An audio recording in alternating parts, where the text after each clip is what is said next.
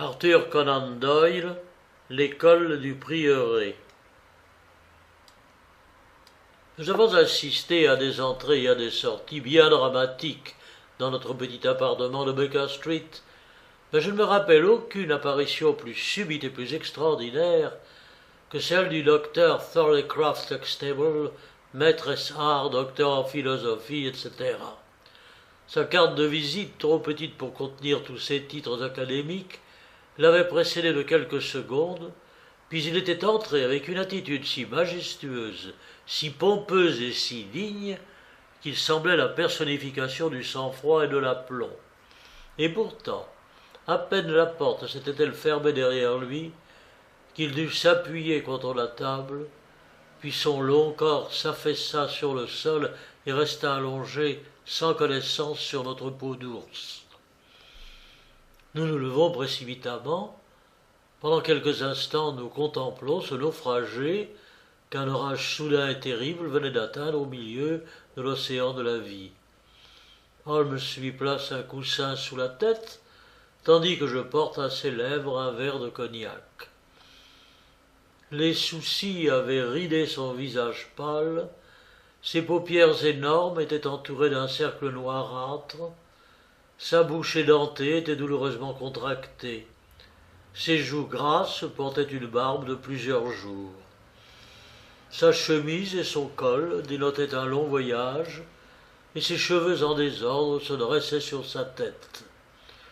Cet homme avait sans nul doute été gravement atteint. « Qu'est-ce que c'est, Watson ?» demanda Holmes. « Une faiblesse bien caractérisée, due probablement à la faim et à la fatigue, » répondis-je en lui tâtant le pouls et en constatant que le cours de la vie était chez lui bien faible. « Voilà un billet de retour pour Mackleton, dans le nord de l'Angleterre, » fit Holmes en le retirant de la poche du visiteur. « Il n'est pas encore midi, il est donc parti de bon matin. » Les paupières du malade commençaient à remuer, et ses yeux gris encore vagues s'axaient sur nous. Un instant après, il se relevait rouge de honte. « Oh, pardonnez-moi ma faiblesse, monsieur Holmes, je suis complètement bouleversé. Oh, si vous pouviez me donner un biscuit, un verre de lait, je crois que cela me remettrait. Je suis venu moi-même, monsieur Holmes, afin d'avoir la certitude de vous ramener avec moi. Nous avions peur qu'une dépêche ne pût vous convaincre de l'urgence de notre affaire. » « Quand vous serez tout à fait remis... »« Oh, je veux bien maintenant. Je ne puis comprendre la cause de cette faiblesse. Je vous serais reconnaissant, monsieur Holmes, de vouloir bien revenir avec moi à Mackleton par le prochain train. » Mon ami secoua la tête. « Ah, mon collègue, le docteur Watson, pourra vous dire qu'en ce moment-ci, nous sommes fort occupés. Je suis pris par l'affaire des documents de Fenner et de plus, l'assassinat d'Abergavenny va être prochainement jugé. Il faudrait une circonstance très grave pour me faire quitter Londres en ce moment. » « Une circonstance très grave ?» Notre visiteur leva les bras au ciel. « N'avez-vous donc pas entendu parler de l'enlèvement du fils unique du duc d'Aldernesey ? » « Comment, l'ancien président du Conseil ? » ?»« Précisément. Nous avons essayé de cacher l'événement aux journaux. Pourtant le Globe d'hier soir en a parlé. Je pouvais croire que cette nouvelle serait parvenue à vos oreilles. » Holmes étendit le bras et prit dans la bibliothèque le volume H de son encyclopédie. Holdernesse, 6e duc, KG, PC, etc. Tout l'alphabet est employé pour énumérer ses titres. Baron Beverley, comte de Carlton. Mon Dieu, quelle liste! Lord lieutenant de l'Hampshire depuis 1900. Épousa Edith, fille de Sir Charles Appledore en 1888. Héritier présomptif et fils unique, Lord Saltire. propriété d'une superficie de plus de 250 000 acres, possède 10 mines dans le Lancashire et le pays de Galles, adresse Carlston House Terrace, Holderness Hall, Hallamshire, château de Carlston à Bangor, pays de Galles, lors de la Mayoralty 1872, secrétaire d'État pour... Eh bien, il peut se vanter d'être un des sujets les plus importants de Sa Majesté. Mais le plus grand et peut-être le plus riche, je sais, monsieur Holmes, que vous avez en haute estime votre profession et que vous travaillez par amour de l'art. Je dois vous dire cependant que Sa Grâce Lord Holderness a promis un chèque de 5 000 livres à celui qui pourra lui faire connaître où se trouve son fils, et un autre de 1 000 livres à celui qui pourra lui indiquer celui ou ceux qui l'ont enlevé.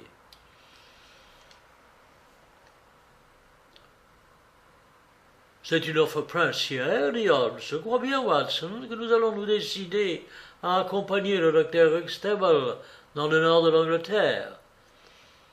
Et maintenant, docteur, quand vous aurez pris votre lait, vous aurez la bonté de me faire connaître quand et comment tout cela est arrivé, en quoi vous êtes mêlé à cet événement, et enfin, pourquoi vous avez attendu 3 jours, ce qui m'indique suffisamment l'état de votre barbe pour venir me voir et me demander mon concours.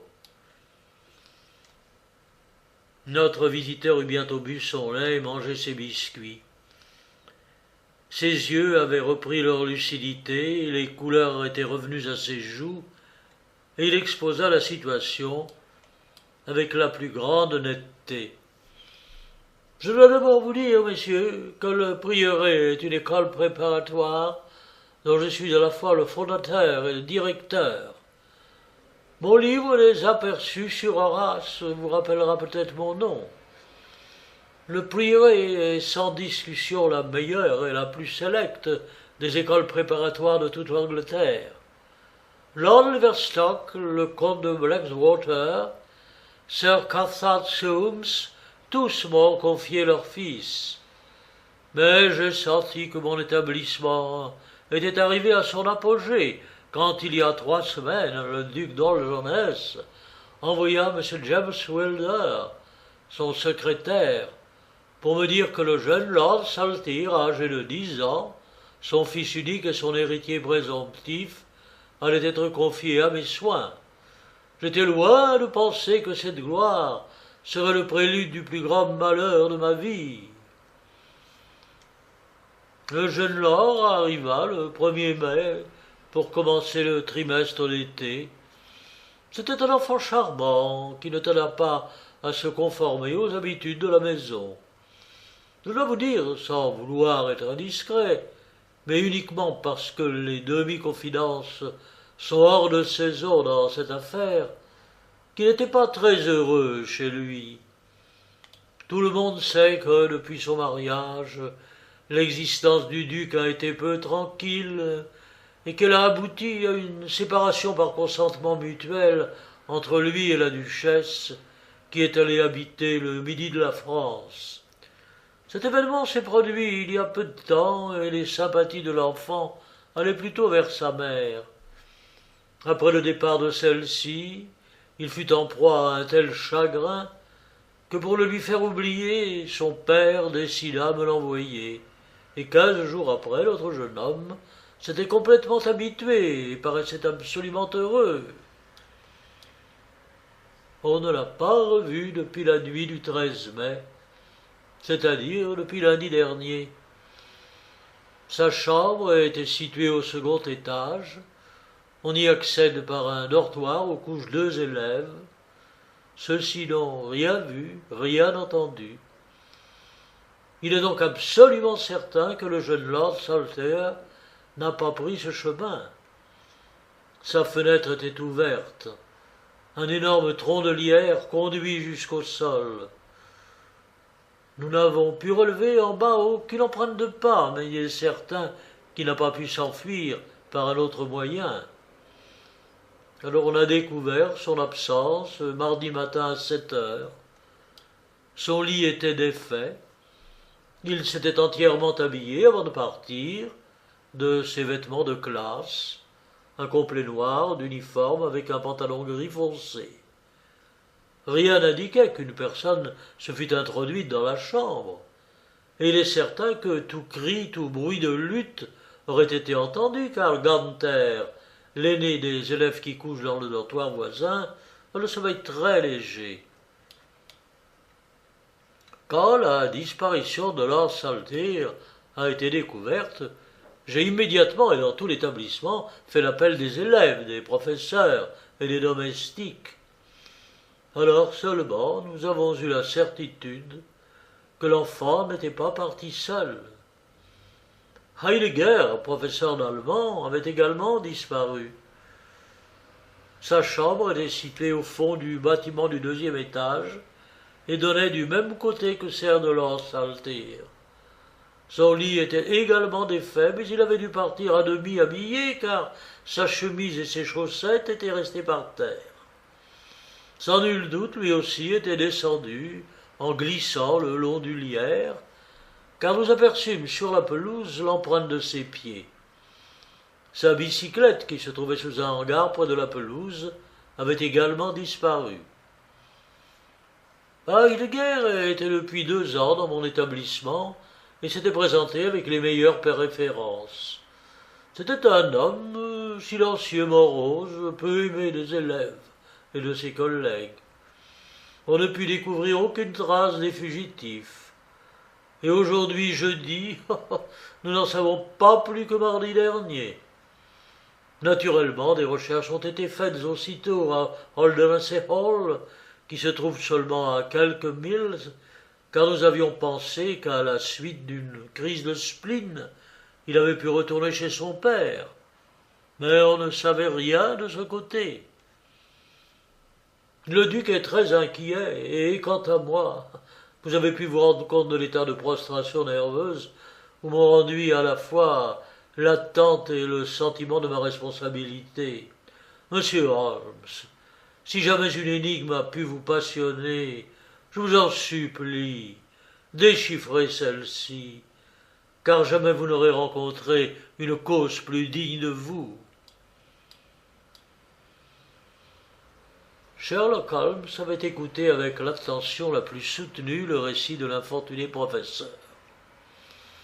Ses sourcils froncés, séparés par une ride profonde, faisaient assez voir qu'il n'avait pas besoin qu'on insistât pour fixer son attention sur l'énigme qui, sans compter les bénéfices engagés dans sa solution, excitait au plus haut point l'intérêt qu'il portait en général aux mystères les plus complexes. Il prit son carnet et inscrivit quelques notes. « Vous avez eu grand tort de n'être pas venu me trouver plus tôt, dit-il sévèrement. Vous me faites commencer mes recherches dans des conditions bien difficiles. Il est certain que l'examen du lierre et de la pelouse eût donné des résultats à un observateur scrupuleux. Ce n'est pas ma faute, monsieur Holmes. Sa grâce tenait à éviter l'éclat d'un scandale et ne voulait pas qu'on pût étaler aux yeux du monde ses ennuis domestiques, car elle a horreur du bruit autour de son nom. Cependant, il y a bien dû avoir une enquête officielle. Oui, monsieur, elle nous a d'ailleurs complètement déçus. On avait découvert une piste. Un jeune homme, accompagné d'un enfant, était parti de la gare voisine par un train du matin. Nous avons appris seulement la nuit dernière, après avoir suivi le couple jusqu'à Liverpool, qu'à n'en pas douter, le fait n'avait aucun rapport avec notre affaire. Alors, en désespoir de cause, après avoir passé une nuit blanche, je suis venu vous trouver par le premier train. Sans doute, pendant qu'on suivait cette fausse piste, on avait abandonné les recherches sur les lieux. Entièrement, oui. Ah, voilà donc 3 jours de perdus. L'affaire a été déplorablement engagée. Je le sens bien. Et pourtant, l'énigme doit être résolue, et je serais très heureux d'y arriver. Avez-vous pu établir quelque rapport entre l'enfant disparu et le professeur d'allemand? Non, aucun. L'enfant était-il dans sa classe? Non, et autant que je puis le savoir, il n'a jamais échangé une parole avec lui. C'est très singulier. L'enfant avait-il une bicyclette? Non. Savez-vous s'il manque une autre bicyclette? Non. C'est certain? Absolument. Voyons, il est impossible d'admettre que le professeur d'allemand a pu s'enfuir à bicyclette au milieu de la nuit en portant l'enfant dans ses bras. C'est évident.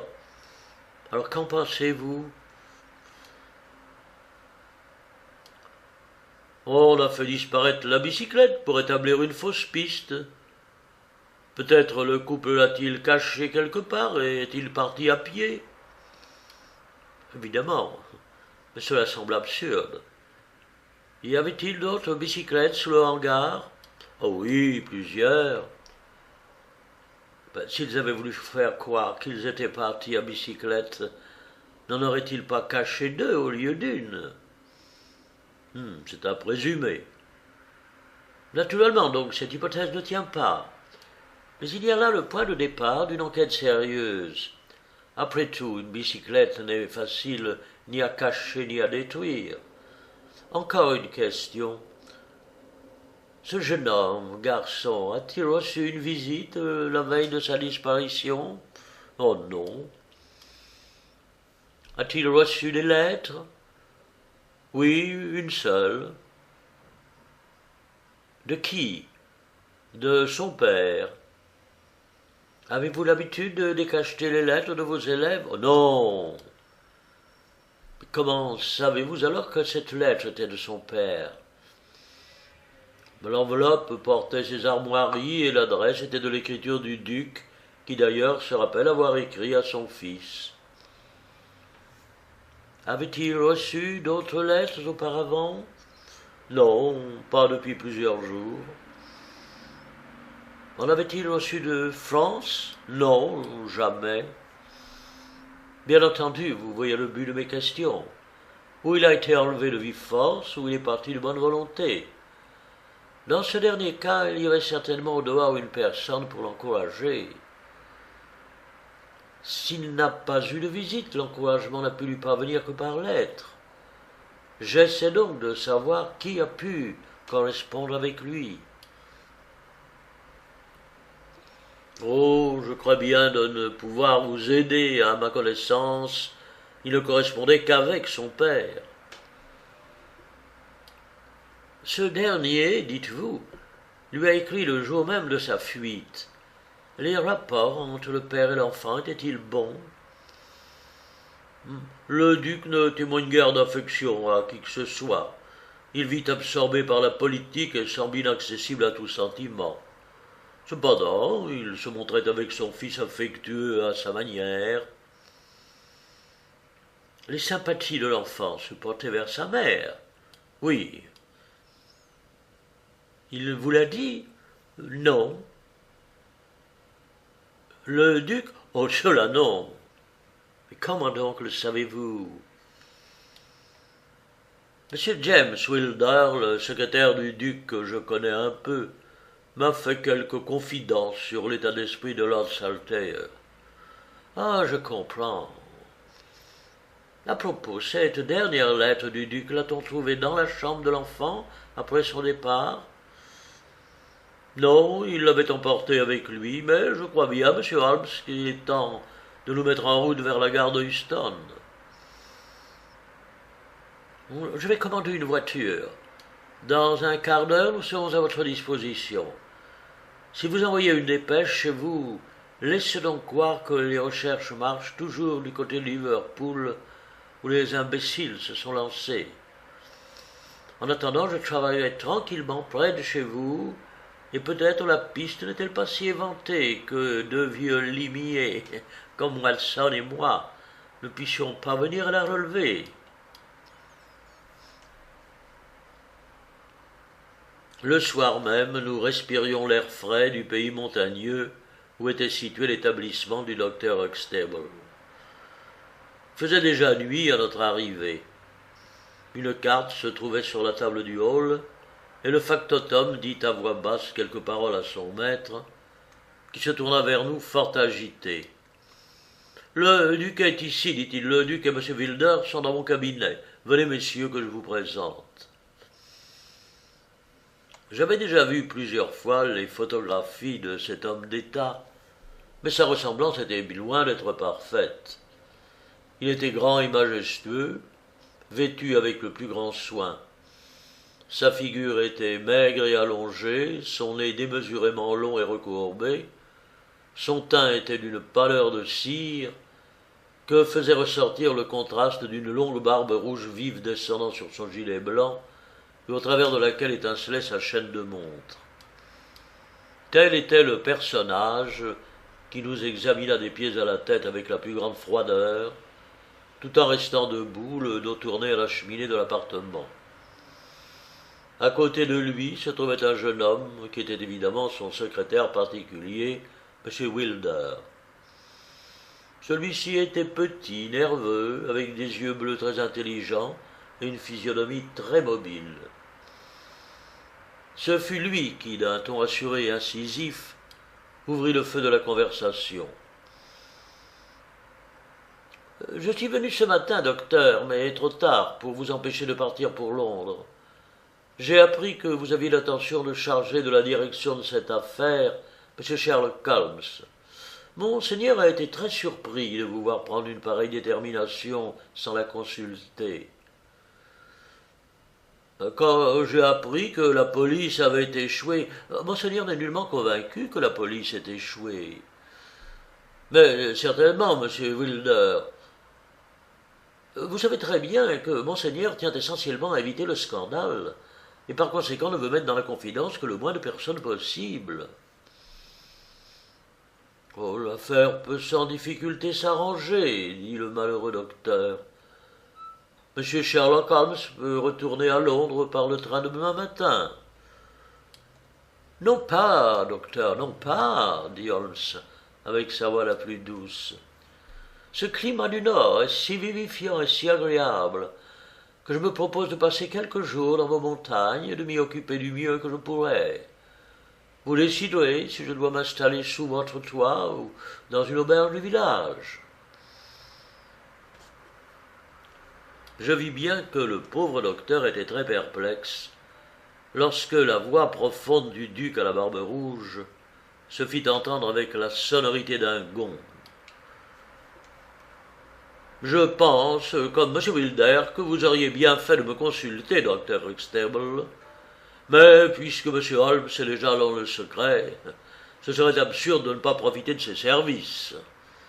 Au lieu d'aller à l'auberge, M. Holmes, je serais très heureux de vous voir descendre chez moi à Holderness Hall. » Je remercie Monseigneur, mais pour faciliter mes recherches, je crois que je ferais mieux de rester sur les lieux mêmes. Comme vous voudrez, M. Holmes. Nous vous donnerons, M. Wilder et moi, tous les renseignements dont vous aurez besoin. Il sera probablement nécessaire que j'aille vous voir à votre château, dit Holmes. Dès maintenant, me serait-il permis de vous demander si vous avez quelque idée particulière sur la disparition de votre fils? Oh non, monsieur, je n'en ai aucune. Excusez-moi, je vous prie, si j'effleure un sujet qui peut vous être pénible, mais j'y vois une nécessité. Croyez-vous que madame la duchesse y soit pour quelque chose? L'ancien ministre eut une hésitation très marquée. Non, je ne le crois pas, dit-il enfin. Une autre hypothèse est que l'enfant a été enlevé pour vous être rendu moyennant rançon. Avez-vous reçu une demande de cette espèce? Non, monsieur, non. Une dernière question. On m'a affirmé que vous aviez écrit à votre fils le jour même où le fait s'est produit. Non, non, la veille. Précisément, mais il a reçu votre lettre ce jour-là. Oui. Y avait-il dans votre lettre un mot qui pût le pousser à une semblable détermination? Certainement non. Avez-vous mis vous-même cette lettre à la poste? La réponse du noble seigneur fut interrompue par son secrétaire, qui s'écria avec quelque hauteur: « Il n'est pas dans les habitudes de monseigneur de mettre lui-même ses lettres à la poste. Cette lettre a été placée avec d'autres sur la table du bureau, et je les ai enfermées moi-même dans le sac des dépêches. » « Vous êtes sûr que cette lettre a été mise avec les autres? »« Oui, je l'ai parfaitement remarqué. » « Combien monseigneur a-t-il écrit de lettres ce jour-là? »« 20 ou 30. J'ai une correspondance très considérable, mais c'est en dehors de la question. »« Pas tout à fait, dit Holmes. »« Pour ma part, continua le duc, j'ai conseillé à la police de porter ses recherches vers le midi de la France.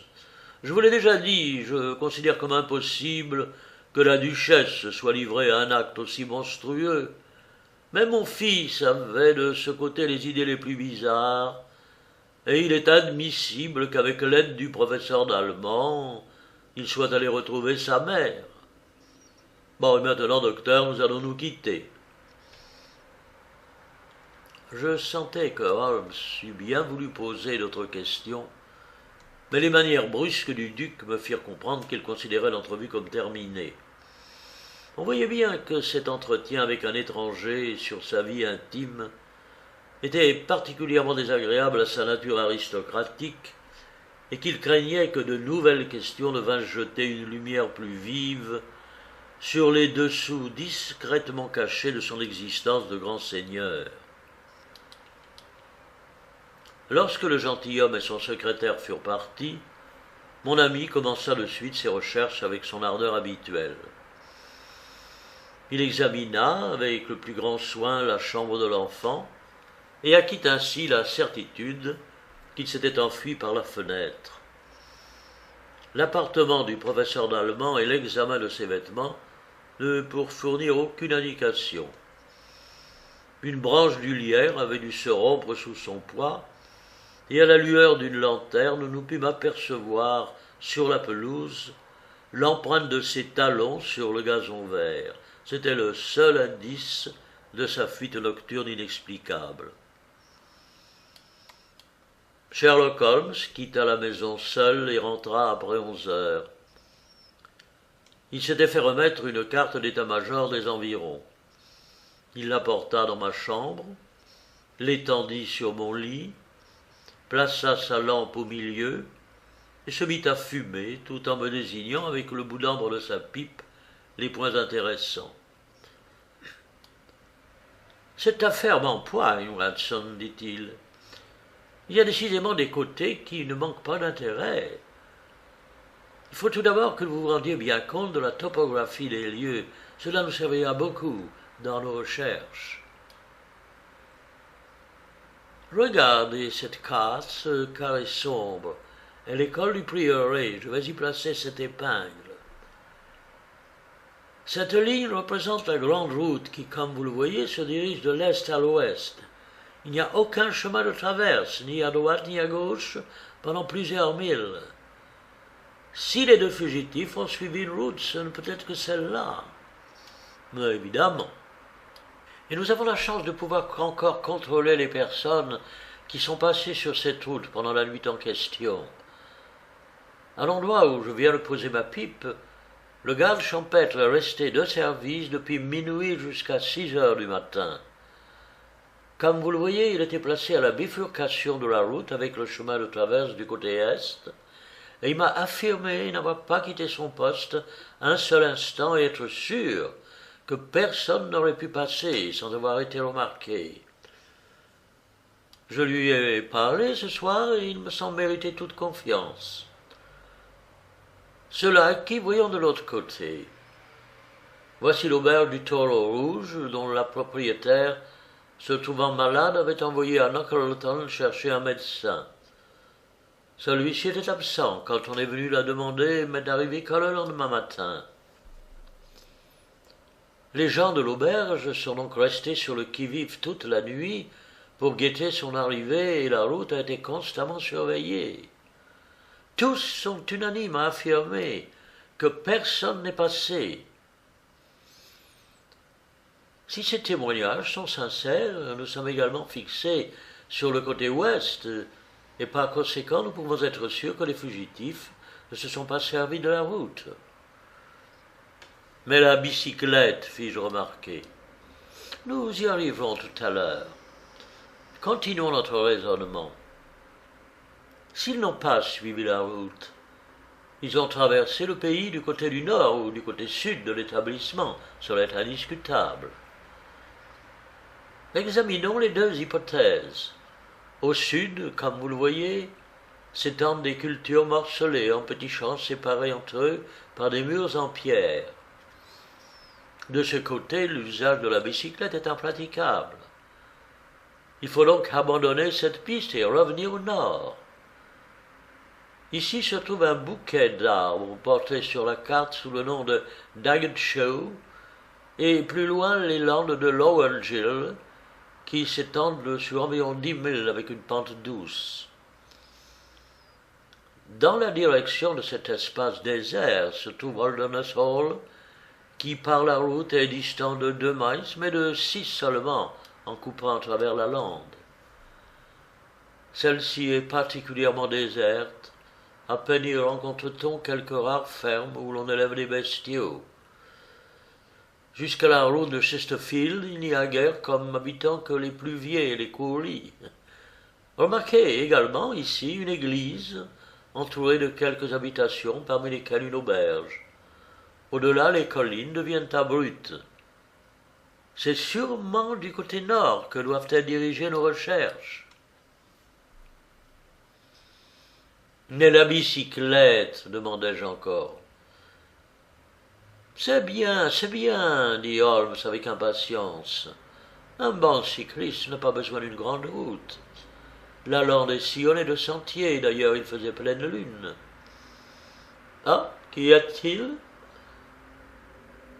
On frappait à la porte. Un instant après, le Constable entrait dans l'appartement, tenant dans sa main une casquette bleue de cricket avec un chevron blanc au sommet.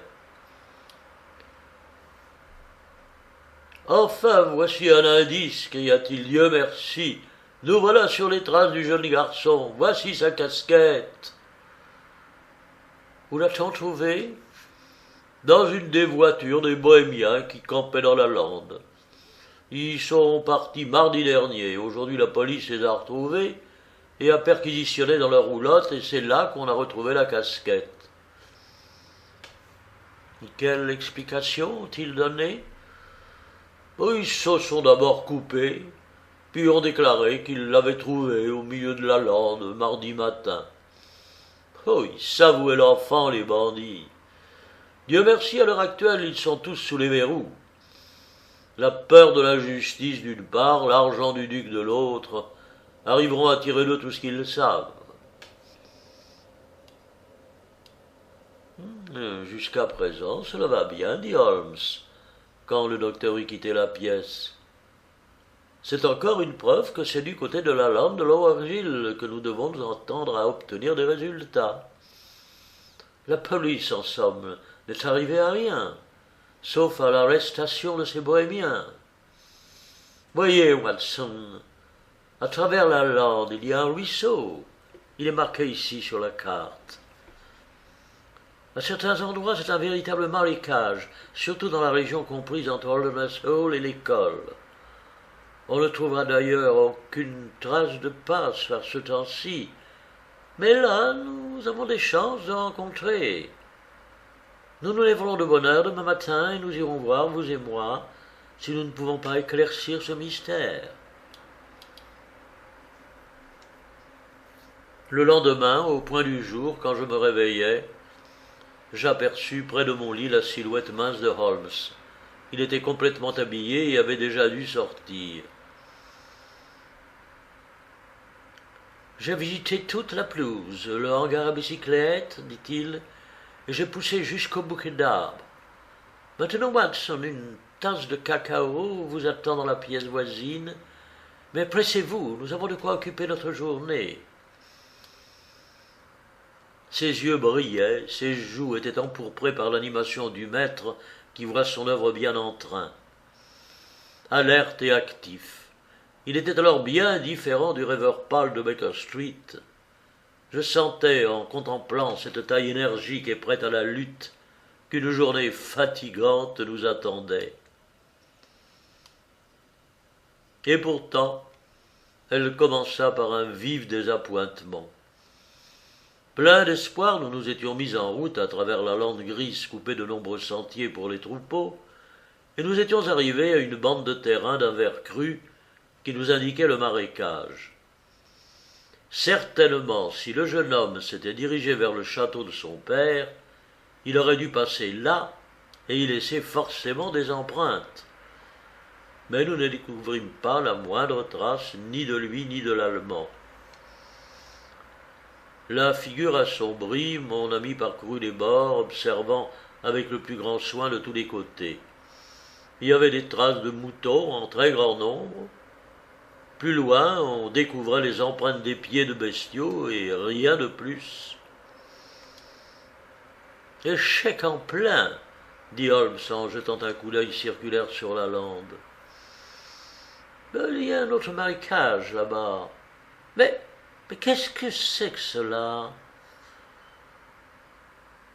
Nous venions d'apercevoir comme un sentier, au milieu duquel on distinguait le sillon laissé par une bicyclette.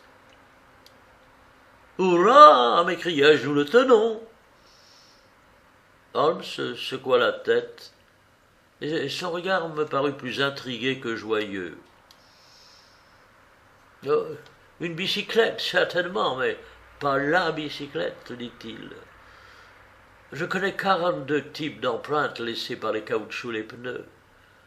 Celui-ci est un Dunlop avec une pièce sur l'enveloppe extérieure. Les caoutchoucs de Heidegger étaient de la marque Palmer et laissaient des traces longitudinales. C'est ce que m'a déclaré Erling, le professeur de mathématiques. Ce n'est donc pas la trace de l'Allemand. Alors c'est peut-être celle du jeune homme. C'est possible. S'il nous était démontré qu'il avait une bicyclette en sa possession, mais ce n'est pas le cas. Cette trace a été laissée par une personne qui venait de la direction de l'école. Oui, ou qui allait dans sa direction. Non, non, mon cher Watson. L'empreinte la plus profonde est toujours laissée par la roue arrière, qui supporte tout le poids. Et vous voyez à plusieurs endroits que l'empreinte de la roue avant a été effacée par celle de la roue arrière. Sans aucun doute, la bicyclette s'éloignait de l'école. Cela peut se rattacher ou non à notre enquête, mais il faut toujours la suivre avant de continuer.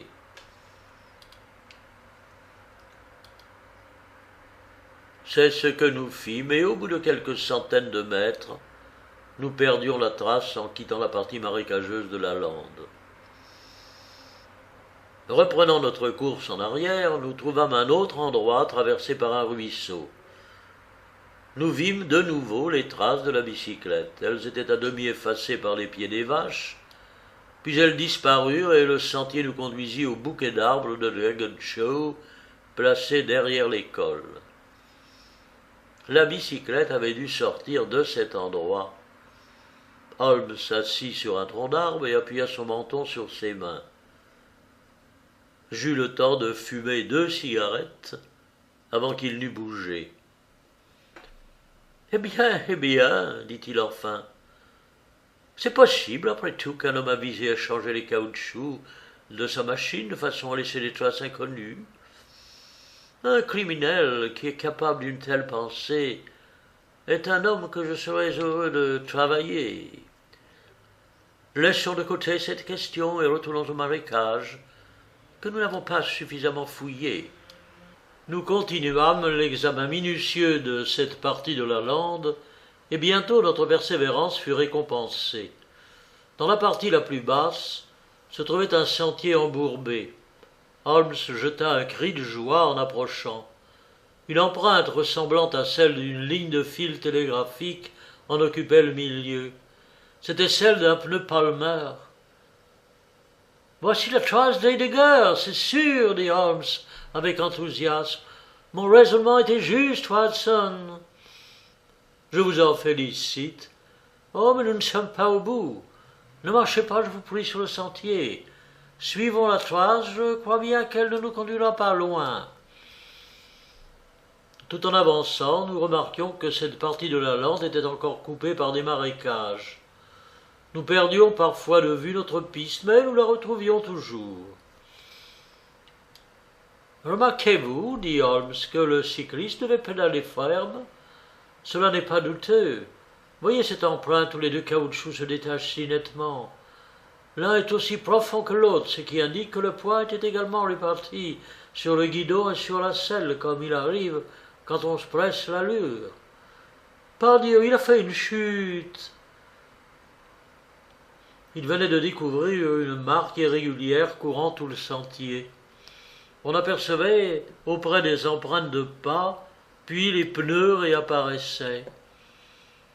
« Un dérapage, dit-il. » Holmes tenait dans sa main une branche d'ajonc en fleurs. Je constatai avec horreur qu'elles étaient tachetées de rouge. Sur le sentier, au milieu de la bruyère, se trouvaient des taches sombres de sang coagulé. « Mauvais, dit Holmes, mauvais. Faites attention, Watson. Pas un pas de plus. Ce que je lis dans tout ceci, il est tombé, blessé, s'est relevé et remonté à bicyclette et a continué. Mais il n'y a pas d'autre trace à côté. Voici les empreintes de pieds d'animaux. Il n'a sûrement pas été éventré par un taureau. C'est impossible. Et pourtant, je ne vois les traces de personne. Allons, continuons, Watson. Il a dû être blessé sérieusement. La piste nous conduit. Oh, il nous serait nous échapper. Nos recherches ne furent pas longues. Les traces des pneus commencèrent bientôt à faire des zigzags sur le sentier humide, et tout à coup, tandis que nous regardions au loin, un reflet de métal au milieu d'un buisson d'ajoncs vint frapper nos yeux. Nous y trouvâmes une bicyclette munie de pneus Palmer, dont la pédale était faussée et dont la partie ayant été inondée de sang. De l'autre côté du buisson, nous aperçûmes un soulier. Un bond et nous vîmes étendu sur le dos le malheureux cycliste. C'était un homme de grande taille, portant toute la barbe avec des lunettes dont un verre était brisé. La cause de sa mort était un coup terrible reçu à la tête qui lui avait défoncé le crâne. Qu'il eût pu, après avoir reçu une telle blessure, continuer sa route indiquait ce qu'avaient dû être sa vitalité et son courage. Il avait des souliers, mais pas de chaussettes, et son paletot ouvert laissait apercevoir sa chemise de nuit. Sans nul doute, c'était le professeur d'allemand. Holmes tourna le cadavre avec respect et l'examina avec la plus grande attention.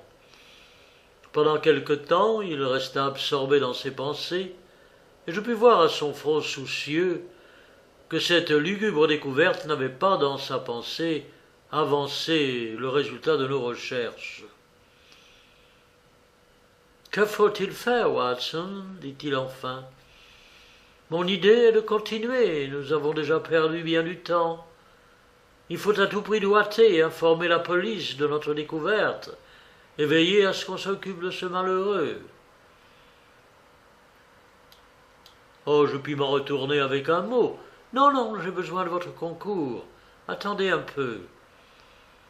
Voilà un bonhomme qui travaille dans la lande. Amenez-le ici, et il mettra la police au courant.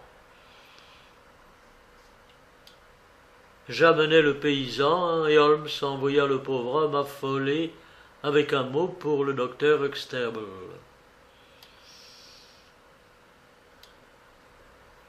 « Maintenant, Watson, dit-il, nous avons trouvé 2 pistes ce matin. L'une, la bicyclette avec le pneu Palmer, nous voyons, elle nous a conduits. L'autre, le pneu Dunlop avec une pièce.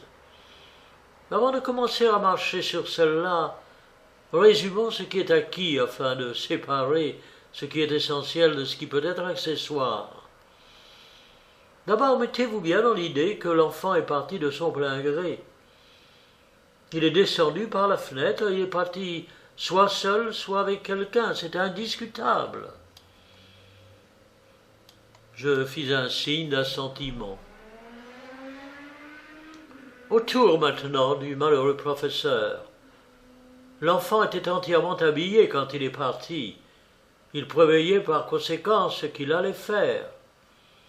Le professeur, au contraire, n'a même pas pris le temps de passer ses chaussettes. Il a donc agi brusquement. C'est certain. Mais pourquoi est-il parti?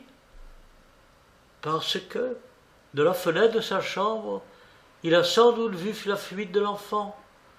Et parce qu'il voulait le rattraper et le ramener, il est allé alors prendre sa bicyclette, l'a poursuivi, et dans cette poursuite a trouvé la mort. C'est très vraisemblable. J'arrive au point délicat de l'argument. L'acte naturel d'un homme qui poursuit un enfant serait de courir après lui, car lui il semble facile de le rattraper. Mais ce n'est pas ce qu'a fait l'Allemand. Il a recours à la bicyclette. On m'a dit qu'il était un cycliste de première force. Il n'aurait pas pris sa machine s'il n'avait pas su que l'enfant avait à sa disposition un moyen rapide de locomotion. L'autre bicyclette. Continuons notre reconstitution. Il est tué à 5 milles de l'école, non par un coup de feu, notez bien qu'à la rigueur un gamin aurait pu tirer, mais par un coup d'une violence extrême porté par un bras vigoureux. L'enfant avait donc un compagnon dans sa fuite, et la fuite a dû être rapide puisqu'il a fallu à un excellent cycliste parcourir une distance de 5 milles avant de les atteindre. Nous avons examiné le terrain tout autour du lieu du crime. Qu'avons-nous découvert? Quelques empreintes de bestiaux, rien de plus. J'ai parcouru les environs, il n'y a pas de sentier à plus de 50 mètres. L'autre cycliste n'a rien à voir avec cet assassinat. Il n'y a ici aucune empreinte de pied. Mais monsieur, m'écriai-je, c'est impossible. Vous êtes étonnant, dit-il. Quelle observation superbe. C'est impossible, dites-vous, mais cela est. Vous avez vu par vous-même.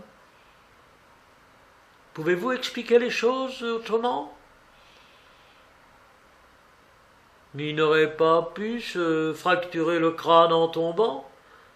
Dans un marécage, Watson. Je ne vois pas d'autre supposition possible. Nous avons résolu des problèmes plus difficiles. Enfin, nous avons des données sérieuses, si nous savons nous en servir. Voilà la question du Palmer épuisée. Voyons ce que nous donnera le Dunlop. Nous reprîmes cette piste et la suivîmes pendant un certain temps, puis elle disparut dans les touffes de bruyère. De ce point, elle pouvait aussi bien se diriger vers Holderness Hall, dont les tours grises s'élevaient à quelques milles à notre gauche, que du côté du village, qui se trouvait devant nous et nous indiquait la position de la grande roue de Chesterfield. Quand nous approchâmes de l'auberge à l'apparence sordide, qui portait un coq pour enseigne, Holmes poussa un gémissement et me prit par l'épaule pour ne pas tomber. Il venait de se fouler le pied. Avec difficulté, il boita jusqu'à la porte, devant laquelle un homme d'un certain âge, petit et gros, fumait une pipe en terre noire. « Comment allez-vous, monsieur Reuben Hayes » dit Holmes. « Qui êtes-vous? Mais comment savez-vous si bien mon nom » dit le campagnard avec un éclair de soupçon dans ses yeux rusés. « C'est écrit sur l'enseigne au-dessus de votre tête, et il est facile de reconnaître en vous le patron de l'auberge. Vous n'auriez pas une voiture dans votre remise » ? « Ah non, je n'en ai pas. Je ne puis plus poser le pied par terre. » Alors ne l'y posez pas. Mais je ne puis marcher. Alors sautez. Les manières de Reuben Hayes étaient loin d'être affables, mais Holmes n'en resta pas moins de bonne humeur. Allons, mon ami, dit-il, je suis dans une impasse, il faut à tout prix que j'en sorte. Qu'est-ce que cela me fait? Dit l'aimable hôtelier. Mais j'ai une affaire très importante. Je vous donnerai un souverain si vous pouvez me louer une bicyclette. L'hôtelier dressa l'oreille. Où voulez-vous aller? Holderness Hall. Vous seriez des habits du duc, supposition? Dit l'hôtelier tout en regardant nos habits tachés de boue avec des yeux ironiques. Holmes se mit à rire de bon cœur. Il sera content de nous voir toujours. Pourquoi? Mais parce que nous lui apportons des nouvelles de son fils qui est disparu. L'hôtelier sursauta visiblement. Quoi, vous êtes sur ses traces? Oh, on l'a vu à Liverpool et il ne tardera pas à être repris. À ces mots, sa physionomie épaisse se modifia et ses façons changèrent tout à coup. Pas de raison de vouloir du bien au duc, dit-il, car autrefois j'ai été son premier cocher. Il m'a traité bien durement, et, sur la foi d'un sale marchand d'avoine, il m'a jeté dans la rue sans même me donner un certificat. Tout de même, je suis heureux qu'on ait entendu parler du John Lord à Liverpool, et je vous aiderai à porter des nouvelles au château. Je vous remercie, dit Holmes, mais nous mangerons d'abord et vous amènerez ensuite la bicyclette. Mais je n'en ai pas. Holmes lui tendit un souverain. Puisque je vous dis que je n'en ai pas, mais je vous louerai 2 chevaux pour aller au château. C'est bien, dit Holmes, nous repartirons quand nous aurons pris quelque chose. Quand nous nous trouvâmes seuls dans la cuisine, je ne tardai pas à me rendre compte que l'entorse de mon compagnon était à ma grande stupéfaction complètement guérie. Il faisait presque nuit et nous n'avions rien mangé depuis le matin. Aussi nous restâmes assez longtemps à table. Holmes était abîmé dans ses pensées. 1 ou 2 fois, il alla à la fenêtre pour examiner les alentours. Elle donnait sur une cour très sale, à l'extrémité de laquelle se trouvait une forge, où un jeune homme aux traits et aux vêtements noircis était en train de travailler. De l'autre côté étaient des écuries. Holmes s'était rassis et se leva tout à coup en poussant une exclamation. « Pardieu, Watson, je crois que je y suis, s'écria-t-il. Mais oui, ça doit être cela. Vous rappelez-vous aujourd'hui que nous avons aperçu les traces de pieds de bestiaux? Oui, plusieurs. Où donc? Mais partout. Il y en avait dans le marécage, sur le sentier, un peu de l'endroit où ce pauvre Heidegger a trouvé la mort. Précisément. Eh bien, Watson, combien de bestiaux avez-vous vu dans la lande cet après-midi? Je ne me rappelle pas en avoir vu. C'est étrange, Watson, que nous ayons remarqué tant de marques de pieds et que nous n'ayons pas vu un seul animal. C'est très étrange, Watson, n'est-ce pas? C'est vrai. Faites un effort de mémoire. Reportez vos souvenirs en arrière. Les voyez-vous, ces empreintes sur le sentier? Oui, je les vois. Vous vous rappelez qu'elles étaient tantôt ainsi placées, Watson? Et il disposa de cette manière des miettes de pain, comme ça. Et d'autres fois ainsi, d'autres puis comme ceci. Vous vous rappelez-vous tout cela? Oh non, cela m'est impossible. Moi, c'est différent, j'en jurerais, mais Nous irons les revoir. Que j'ai donc été aveugle de ne pas en tirer plutôt une conclusion. Laquelle? Sûrement celle-ci. C'est une vache remarquable que celle qui peut aller ainsi au pas, au trot et au galop. Ce n'est pas un cerveau paysan qui a pu imaginer un pareil subterfuge. Les environs ne paraissent pas surveillés, sauf par ce jeune garçon qui est dans la forge. Allons donc un peu à la découverte. 2 chevaux mal soignés se trouvaient dans l'écurie délabrée. Holmes souleva une des jambes de derrière de l'un d'eux et se mit à rire. « Ah, voilà le vieux fer qui ont été placés il y a peu de temps. Les fers sont vieux, mais les clous sont neufs. Cette affaire est superbe. Poussons jusqu'à la forge. » L'apprenti continua son travail sans nous regarder. Je vis le regard de Holmes qui fouillait dans les débris de fer et de bois éparpillés sur le sol. Tout à coup, nous entendîmes un pas derrière nous. C'était l'hôtelier. Ses épais sourcils s'étaient froncés sur ses yeux sombres, ses traits rouges semblaient convulsés par la colère.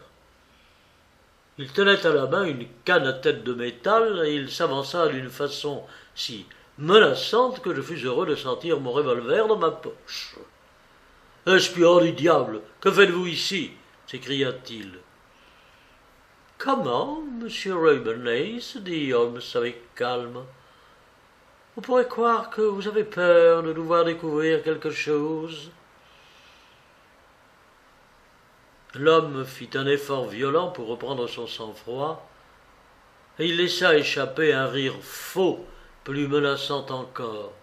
« Oh, vous pouvez chercher tout ce que vous voudrez dans ma forge, mais comme je n'aime pas qu'on vienne mettre le nez dans mes affaires sans ma permission, le plus tôt que vous plairez votre dépense et filerez d'ici sera le mieux. »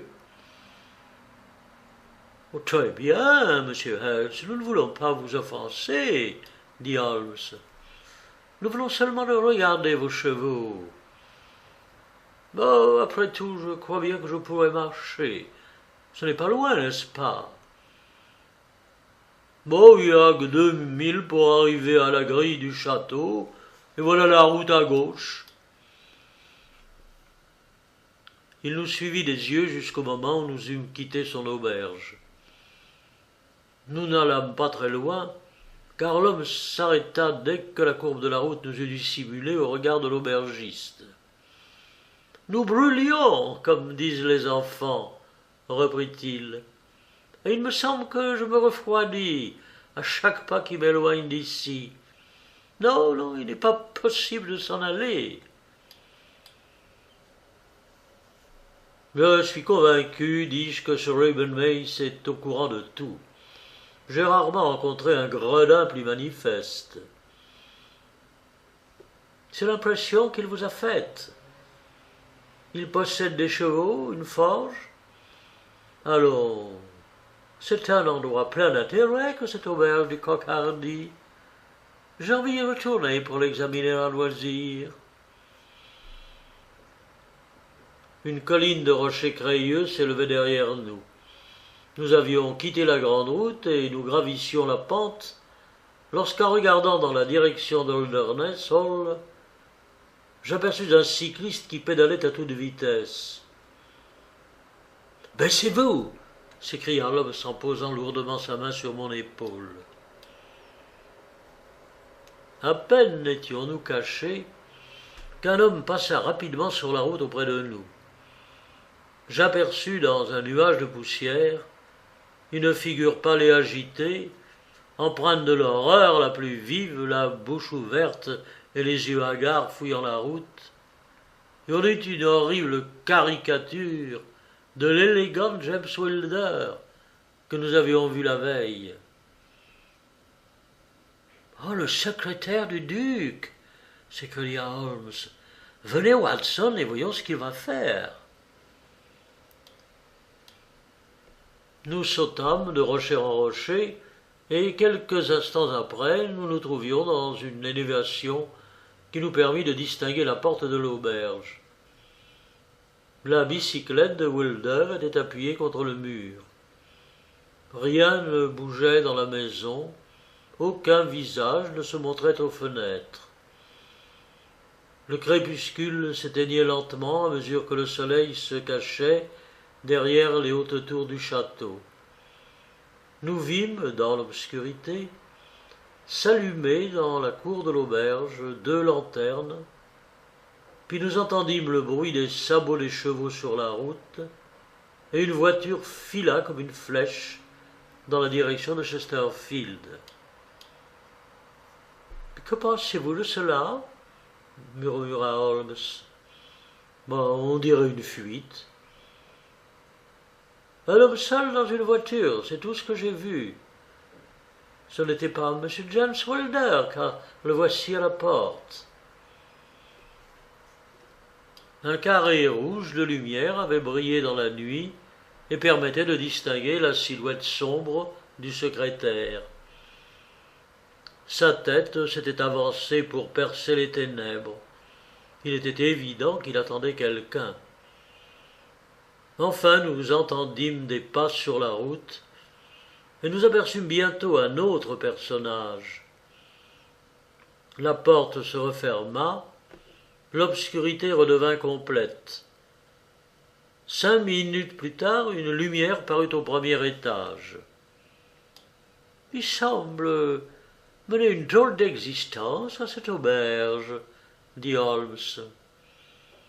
« La salle de café se trouve de l'autre côté. »« Parfaitement. Ils reçoivent de la compagnie. Que fait donc M. James Wilder dans ce débit à cette heure de la nuit, et quel peut être l'homme qui lui a donné rendez-vous ? Allons, venez, Watson, il faut risquer à voir cela de plus près. » Nous descendîmes la côte et nous arrivâmes à la porte de l'auberge. La bicyclette était toujours appuyée au mur. Holmes fit craquer une allumette et éclaira la roue de derrière. Je l'entendis rire à voix basse quand la lumière frappa un pneu Dunlop sur lequel était fixée une pièce. Au-dessus de nous se trouvait la fenêtre éclairée. « Il faut que j'y jette un coup d'œil, Watson. Penchez le dos vers le mur comme point d'appui, et je pourrai y parvenir. » Un instant plus tard, il avait placé ses pieds sur mes épaules. Oh, cela ne dura qu'un instant. « Venez, mon ami, dit-il, assez de travail pour aujourd'hui. Nous avons recueilli tout ce que nous avons pu. Il y a loin d'ici à l'école, et plus tôt nous serons de retour, mieux cela vaudra. »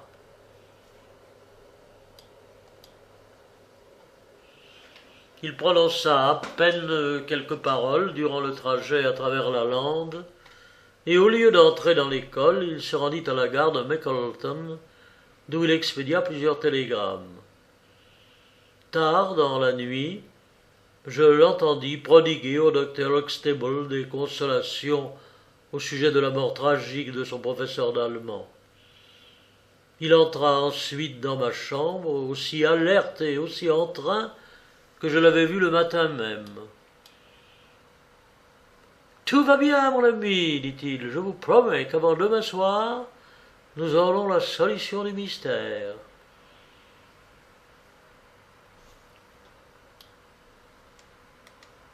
Le lendemain matin, mon ami et moi montions la longue avenue dieuse qui conduisait à Holderness Hall.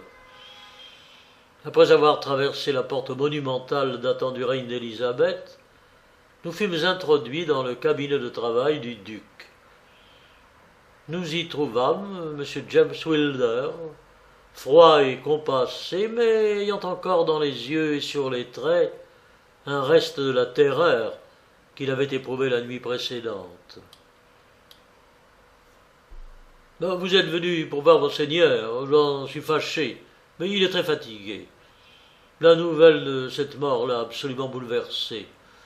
Nous avons reçu hier, dans l'après-midi, une dépêche du docteur Huxtable qui nous a annoncé votre découverte. Il faut pourtant que je sois reçu, monsieur Wilder.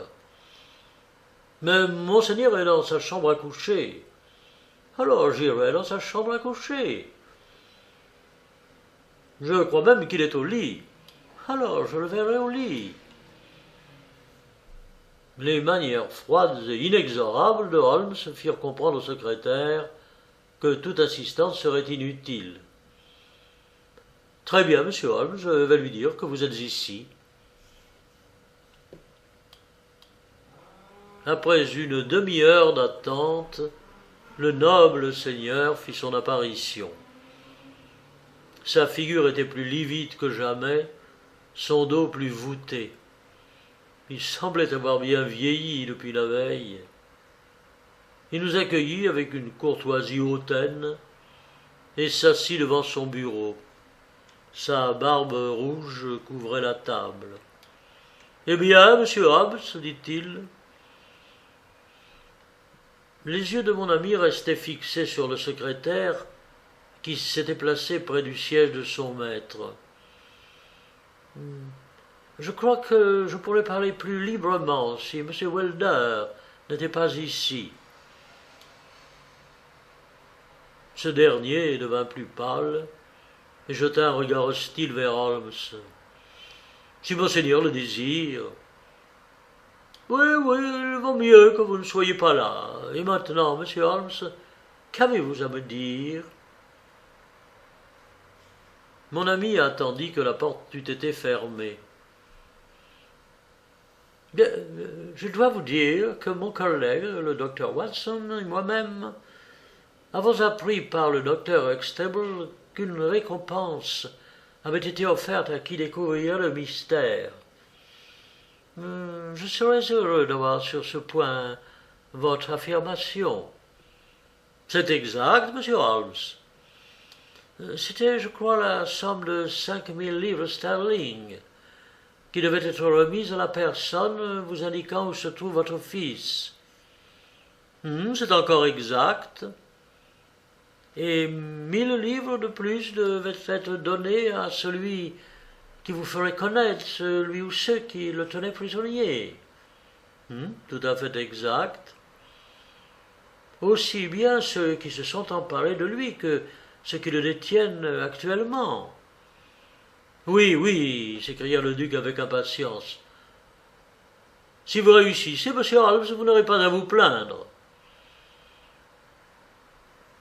Mon ami frotta l'une contre l'autre ses deux mains, avec une expression d'avidité qui me surprit, car je connaissais ses goûts modestes.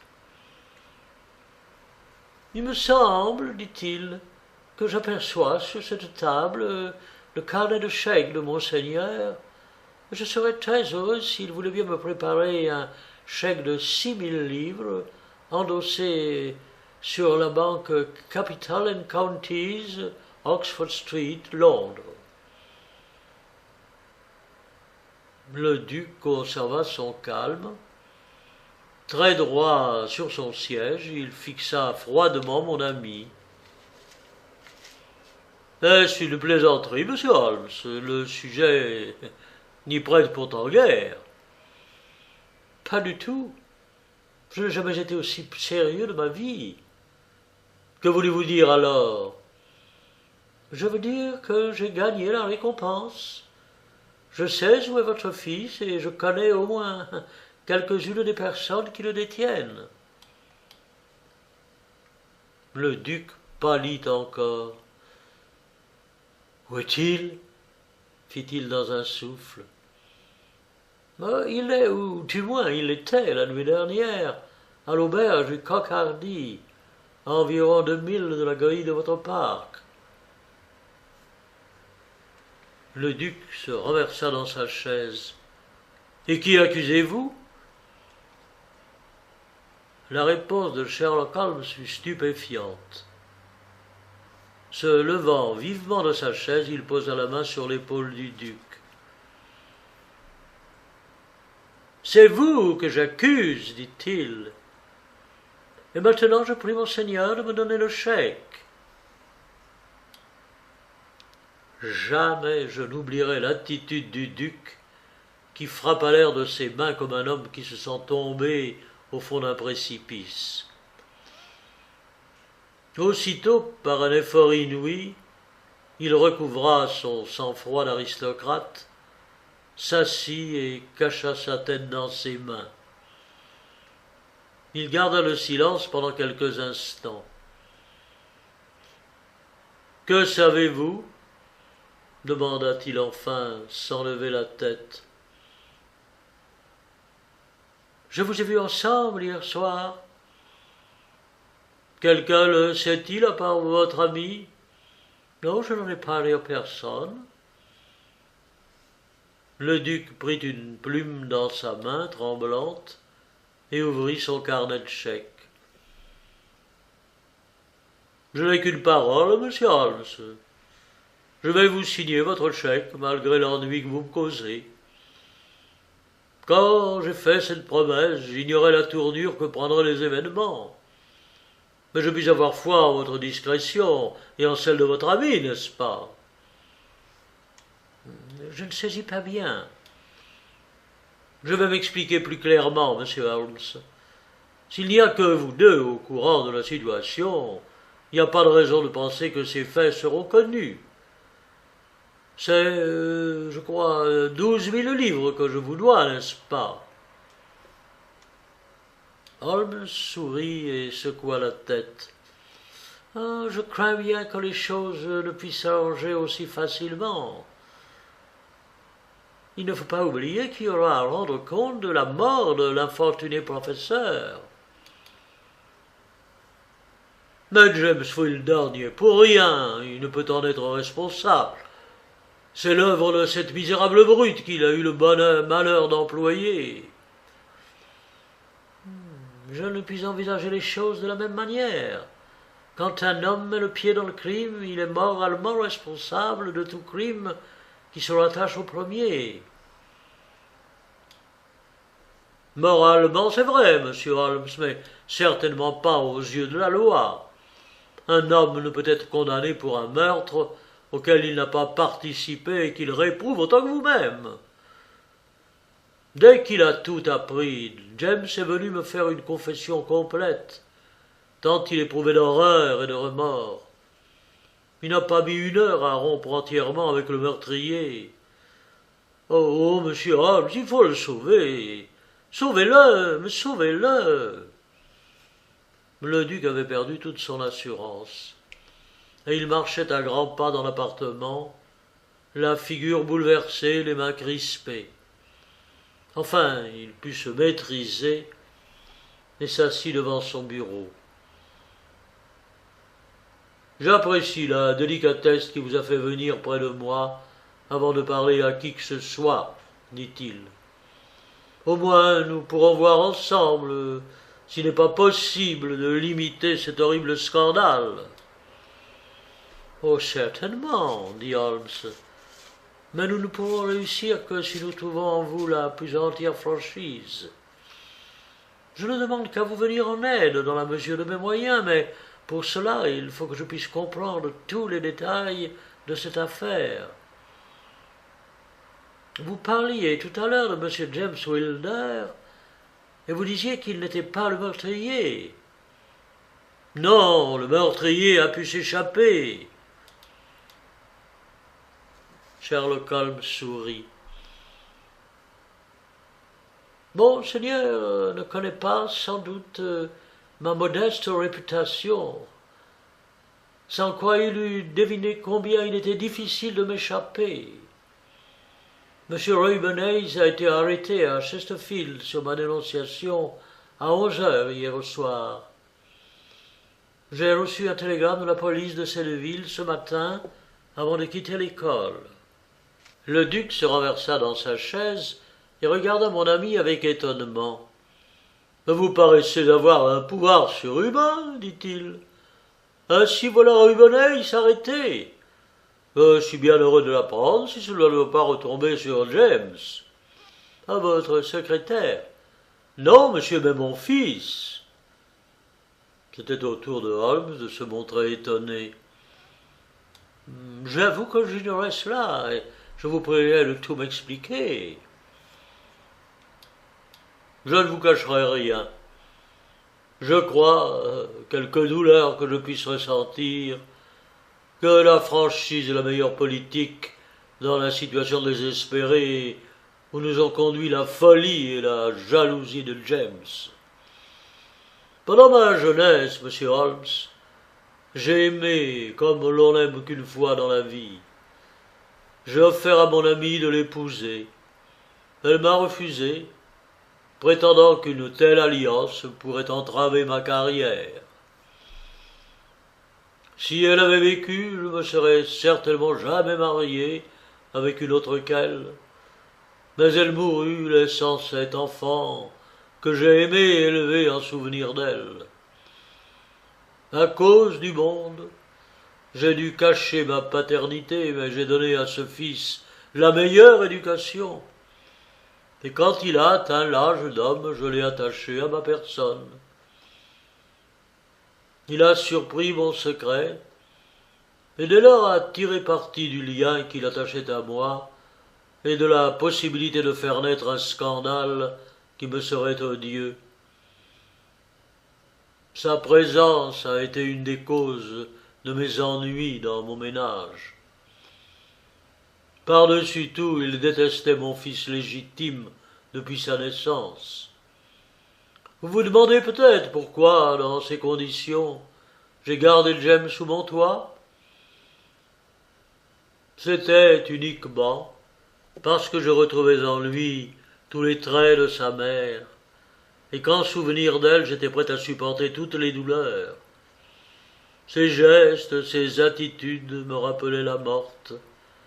Il m'était impossible de me séparer de lui, mais je craignais tellement son hostilité contre son frère que je résolus d'éloigner celui-ci et de le confier aux soins du docteur Huxtable. James s'est trouvé en contact avec Ice, qui était un de mes fermiers et qu'il connaissait puisqu'il était mon intendant. Ice a toujours été un gredin, mais cela n'a pas empêché James de devenir son intime, car il a toujours eu un goût prononcé pour les basses fréquentations. Quand James eut pris la détermination d'enlever Lord Saltire, il requit l'aide de cet homme. Vous vous rappelez que la veille de sa disparition, il avait reçu une lettre de moi. James avait ouvert cette lettre et y avait ajouté un petit mot pour prier son frère de venir le retrouver dans le petit bois de Duggershaw, non loin de l'école. Il s'était servi du nom de la duchesse, et grâce à ce subterfuge, il put décider l'enfant. Le soir même, James partit à bicyclette. C'est d'ailleurs ce qu'il m'a avoué. Et il déclara à Arthur qu'il trouva au rendez-vous, que sa mère désirait vivement le voir, qu'elle l'attendait dans la lande et que, s'il consentait à revenir vers minuit dans le bois, il rencontrerait un homme chargé de le conduire. Oh, le pauvre Arthur est tombé dans le piège. Il trouva Hayes qui avait sa voiture et son cheval. Arthur monta, et ils partirent ensemble. Il paraîtrait, James m'a appris ce fait qu'hier, qu'ils ont été poursuivis, que Hayes a frappé d'un coup de bâton celui qui le poursuivait. Il l'a étendu mort. Hayes conduisit alors Arthur à l'auberge du Coq-Hardy et l'enferma dans une des chambres du premier étage, confiée aux soins de sa femme, une excellente personne, mais qui obéit aveuglément à son mari. Et tel était, monsieur Holmes, l'état des choses quand je vous vis il y a 2 jours. Je ne soupçonnais pas plus que vous la vérité. Vous me demanderez peut-être à quel mobile James a obéi. Je ne puis que vous répondre qu'il avait une haine injustifiée contre mon héritier. C'était lui-même, prétendait-il, qui devait hériter de moi, et il entrait en fureur contre les lois de notre pays qui s'y opposaient. Il obéissait aussi à un autre mobile bien défini, l'espoir que je pourrais tourner la loi et qu'il m'imposerait ses conditions. Me rendre à Arthur si je consentais à lui laisser mes propriétés par testament. Il savait fort bien que je ne voudrais pas invoquer contre lui l'appui de la police. Il n'a pu me proposer ce marché parce que les événements se sont précipités et que le temps lui a manqué pour me développer ses plans. Et la découverte du cadavre d'Heidegger est survenue tout à coup. Jamais à cette nouvelle, James a été saisi d'horreur. Nous avons appris l'événement hier par une dépêche du docteur Stable. James, qui se trouvait dans mon cabinet à ce moment, fut rempli de douleur et d'indignation. Nos soupçons devinrent alors une certitude et je n'hésitai pas à l'accuser du crime. Il fit les aveux les plus complets, me suppliant de conserver son secret pendant 3 jours afin de donner à son misérable complice le temps de sauver sa vie. Je cédai, comme toujours, à ses prières. Aussitôt, il s'est rendu au Coq Hardy afin de prévenir Ice et de lui donner les moyens de fuir. Il m'était impossible de me rendre pendant le jour à cette auberge sans provoquer des commentaires, mais dès que la nuit fut tombée, j'allai voir mon cher Arthur. Je le trouvai en sûreté, bien portant, mais bouleversé par l'horrible drame dont il avait été témoin. J'ai consenti à contre-cœur à le laisser là pendant 3 jours, sous la garde de M. Hayes, car il était impossible de faire connaître à la police où il se trouvait sans dénoncer l'assassin, et je ne voyais pas comment cet assassin pourrait être pris sans perdre mon malheureux James. Vous m'avez conjuré d'être franc, monsieur Holmes. J'ai eu foi en votre parole et je vous ai tout raconté, sans rien dissimuler. À votre tour, soyez franc avec moi. Je le serai, dit Holmes. Pour commencer, je dois vous dire que vous vous êtes placé dans une situation fort délicate au point de vue pénal. Vous vous êtes rendu complice d'une félonie et vous avez aidé à la fuite d'un assassin, car je ne puis douter un instant que l'argent donné à Hayes par James Wilder ne provienne de votre bourse. Le duc fit un signe d'assentiment. Ceci est réellement très grave. Mais ce qui vous rend encore plus coupable, c'est votre conduite envers votre fils cadet. Vous le laissez pour 3 jours dans ce repère. Oui, mais avec des promesses formelles. Quelle est la valeur de promesses faites par de pareils gens? Qui vous garantit qu'on ne l'enverra pas à nouveau? Pour plaire à votre fils aîné coupable, vous exposez votre fils cadet, qui lui est innocent, à un danger imminent et superflu? Mais c'est là un acte injustifiable. Le fier seigneur d'Holderness n'était pas habitué à être ainsi traité sous le toit de ses ancêtres. La rougeur lui monta au front, mais sa conscience le rendit muet. « Je vous aiderai, poursuivit Holmes, mais à une seule condition, c'est que vous vous bornerez à appeler un de vos gens auquel je donnerai tels ordres que je jugerai utiles. » Sans une parole, le duc pressa le bouton électrique et un laquais parut. « Vous serez heureux d'apprendre, lui dit Holmes, que votre jeune maître est retrouvé, et le duc vous ordonne de faire atteler, d'envoyer chercher à l'auberge du Coq Hardy le jeune Lord Saltire et de le ramener ici. Maintenant, poursuivit-il, quand le valet se fut éloigné, Ayant assuré l'avenir, nous pouvons regarder le passé avec plus d'indulgence. Je n'ai pas de caractère officiel, et pourvu que la justice suive son cours, je n'ai pas de motif pour raconter ce que je sais. Quant à Heiss, je n'ai rien à dire de lui. La potence l'attend, et je ne ferai rien pour le sauver. Ce qu'il racontera, je ne puis le savoir, mais sans doute Monseigneur saura lui faire comprendre qu'il est de son intérêt de rester muet. La police croira qu'il a enlevé votre enfant dans le but d'en tirer rançon, et je ne chercherai pas à la détromper. Cependant, je dois vous prévenir que la présence de M. James Wilder ne peut causer que des malheurs.